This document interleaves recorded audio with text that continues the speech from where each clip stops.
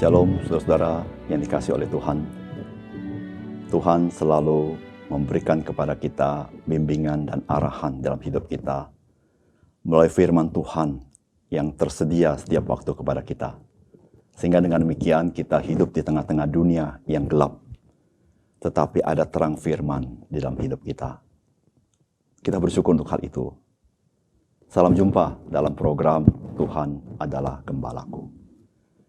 Saya percaya saudara sebagai anak-anak Tuhan ada sebuah kerinduan mentaati firman Tuhan dalam hidup kita. Namun pertanyaan yang sangat penting yang perlu kita selalu pikirkan adalah dengan semangat seperti apakah kita mentaati firman Tuhan. Ada orang Kristen tertentu, kenapa dia mentaati firman Tuhan? Karena dia merasa takut, kalau tidak taat, takut dihukum. Tapi ada orang Kristen, dia mau taat kepada firman Tuhan, karena dia ingin dengan ketaatan, hidupnya bisa diberkati Tuhan. Saya tidak tahu apakah yang menjadi semangat saudara di dalam mentaati firman Tuhan. Tetapi semangat di dalam mentaati firman Tuhan dan mentaati firman Tuhan merupakan bagian kesatuan yang tidak dapat dipisahkan di dalam kita menghormati Tuhan. Inilah akan kita renungkan dari firman Tuhan yang terdapat di dalam Matius pasal 22 ayat 34 sampai ke 40. Ketika orang-orang Farisi mendengar bahwa Yesus telah membuat orang-orang Saduki itu bungkam, berkumpullah mereka, dan seorang dari mereka, seorang ahli Taurat, bertanya untuk mencobai dia. Guru, hukum manakah yang terutama dalam hukum Taurat? Jawab Yesus kepadanya, kasihilah Tuhan Allahmu dengan segenap hatimu, dan dengan segenap jiwamu, dan dengan segenap akal budimu. Itulah hukum yang terutama dan yang pertama. Dan hukum yang kedua, yang sama dengan itu ialah, kasihilah sesama manusia seperti dirimu sendiri. Pada kedua hukum inilah tergantung seluruh hukum Taurat dan kitab para nabi. Saudara-saudara yang dikasihi oleh Tuhan, di dalam bagian firman Tuhan yang kita baca hari ini, kita menemukan ada 3 kelompok orang yang sangat penting di dalam masyarakat orang Yahudi. Yang pertama adalah orang-orang Farisi. Siapakah orang Farisi? Orang Farisi adalah orang-orang yang mempunyai komitmen untuk melakukan dan melaksanakan seluruh Taurat Tuhan dengan sempurna. Orang-orang ini merupakan respons dari sejarah orang Yahudi yang tidak taat kepada Tuhan, yang akhirnya mereka dibuang ke Babel.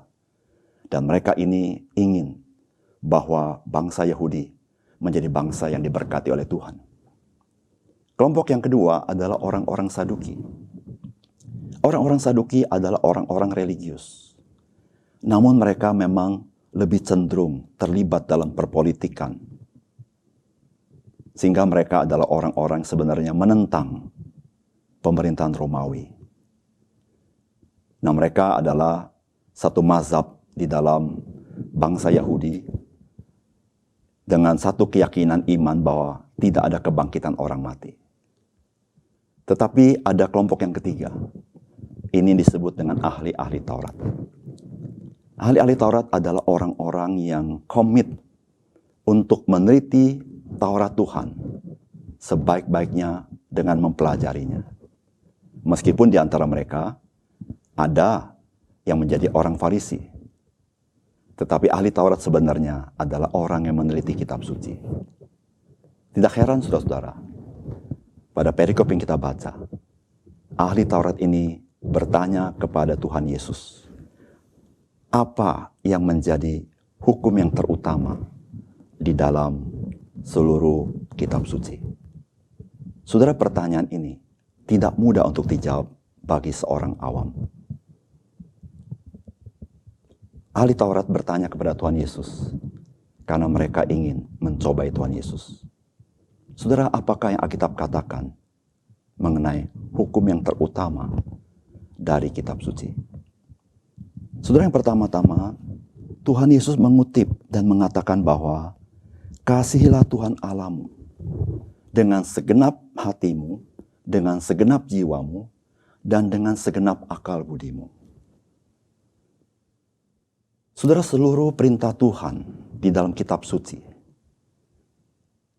disemangati oleh semangat mengasihi Tuhan Allah dengan segenap hati, segenap jiwa, dan segenap akal budi. Alkitab mengatakan bahwa Tuhan yang kita percaya adalah Tuhan yang esa. Oleh karena itu, ketika kita mengasihi Tuhan, kita harus mengasihi dengan segenap hidup kita kepada Dia. Jikalau kita mengasihi Tuhan, tidak segenap hati, segenap jiwa, dan segenap akal budi, kita sesungguhnya belum mengasihi Tuhan.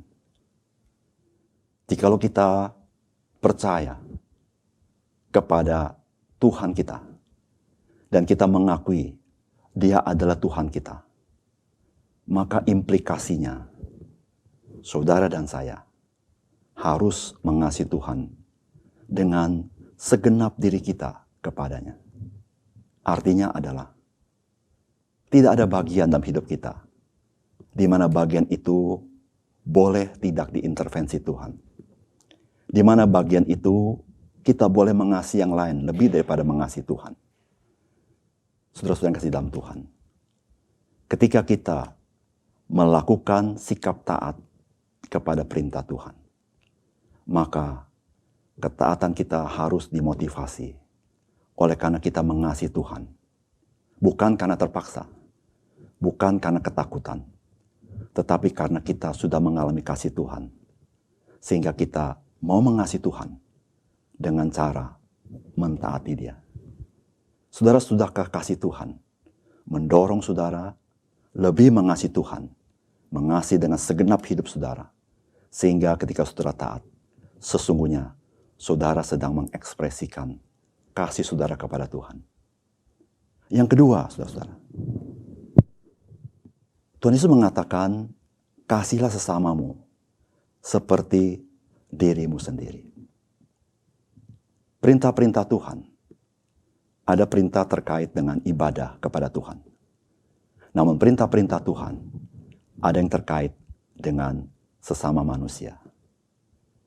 Saudara-saudara yang kasih dalam Tuhan, ketika kita mentaati firman Tuhan terkait relasi kita dengan sesama manusia, maka kita harus punya semangat mengasihi sesama manusia seperti diri kita sendiri.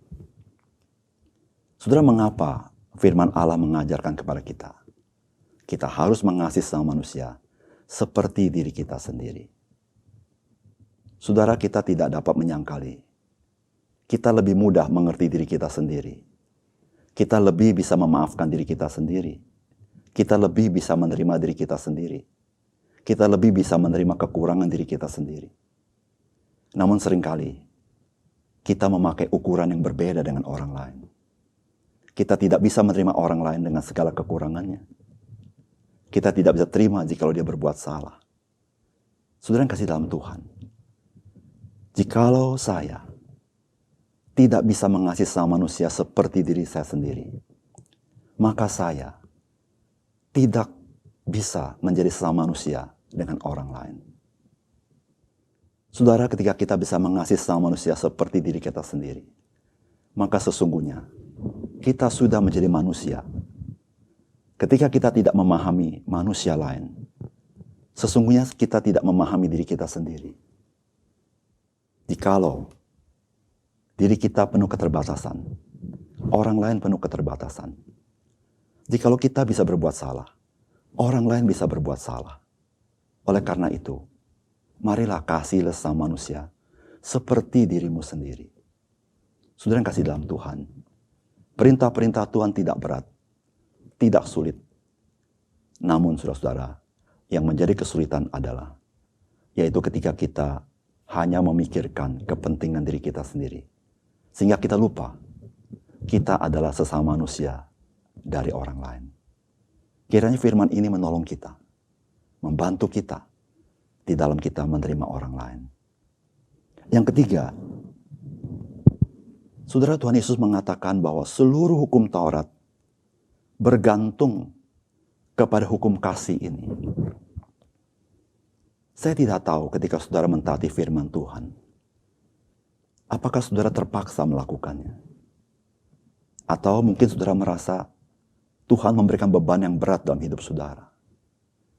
Namun dari firman Tuhan ini, Tuhan Yesus mengatakan, sesungguhnya firman Tuhan adalah ekspresi daripada Tuhan mengasihi kita. Karena Dia begitu mengasihi kita, maka Dia menunjukkan jalan yang baik, jalan yang penuh berkat dalam hidup kita. Kenapa? Karena Dia lebih mengenal kita daripada kita mengenal diri sendiri. Sehingga saudara-saudara, ketika saudara mentaati firman Allah, saudara mengalami kasih Tuhan, mengalami kebaikan Tuhan. Oleh karena itu saudara-saudara, ketika kita mentaati firman Tuhan, ingatlah, saudara sedang mengalami kasih Tuhan. Dengan apa? Dengan melakukan apa yang Tuhan ingin saudara lakukan. Karena Tuhan perintahkan keluar dari kasih Allah itu sendiri. Mari saudara, kita mentaati firman Tuhan sebagai menerima kasih daripada Tuhan, berkat daripada Tuhan. Mari kita berdoa. Bapa di surga, terima kasih untuk kebenaran firman-Mu. Biar Tuhan tolong kami, supaya kami menjadi orang-orang Kristen yang mengerti bahwa firman-Mu adalah ekspresi daripada kasih Tuhan kepada kami.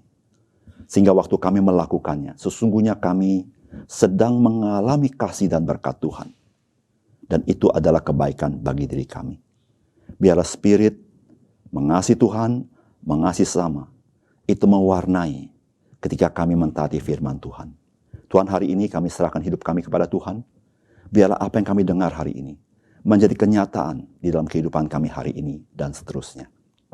Terima kasih Tuhan. Dalam nama Tuhan Yesus kami berdoa. Amin.